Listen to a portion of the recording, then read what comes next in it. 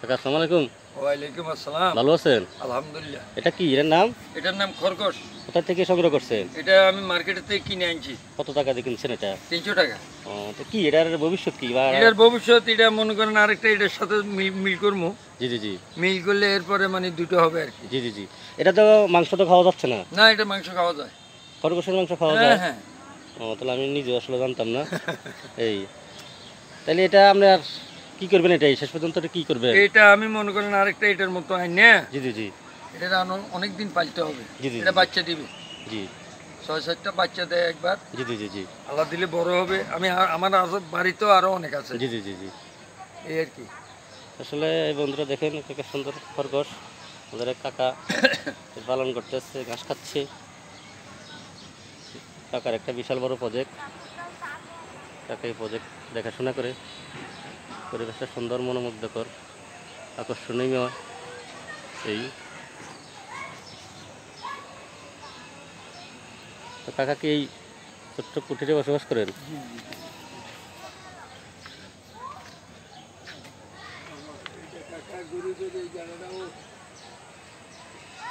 যে দেখেন কাকার সংসার। তো কাকা গরম পড়ে না? পরে চাচা পড়লে কি করবো, এটাই দুনিয়ার বাস্তবতা, এই কিছুই করার নাই। জি। আল্লাহ কখন কাকে কি করে বলা হ্যাঁ যায় না, হ্যাঁ, এটা বলা যায় না। এটাই। তবে আপনি সুখী আছেন কিনা এটা বলেন তো? আলহামদুলিল্লাহ। এই বন্ধুরা দেখেন, মানুষ অনেক বড় বিল্ডিংয়ে থেকে কোটি কোটি টাকা ইনকাম করে অনেক সুখে থাকতে পারে না, আর কাকা ছোট্ট একটা কুটিরের মধ্যে থেকেও সুখ শান্তি আনন্দে আছে, স্বীকার করতেছে। আলহামদুলিল্লাহ। এটাই স্রষ্টার অমোঘ বিধান, নিয়তি নিষ্ঠুর পরিহার। আমাদের প্রভুর কাছে, আল্লাহর কাছে, সৃষ্টিকর্তার কাছে আমাদের কৃতজ্ঞতা স্বীকার করতে হবে। আমার মতো আপনার মতো অনেক লোক আছে, অনেক কষ্টে অবহেলিত জীবনযাপন করতেছে।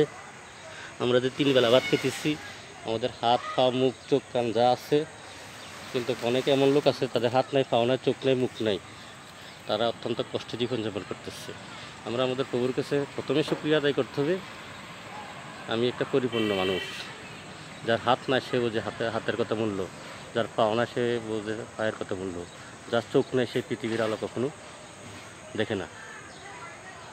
এ দেখেন তারা কীভাবে বসবাস করতেছে, এটাই জীবন। অনেক সময় বাস্তবতার কাছে অনেক কিছু মেনে নিতে হয়।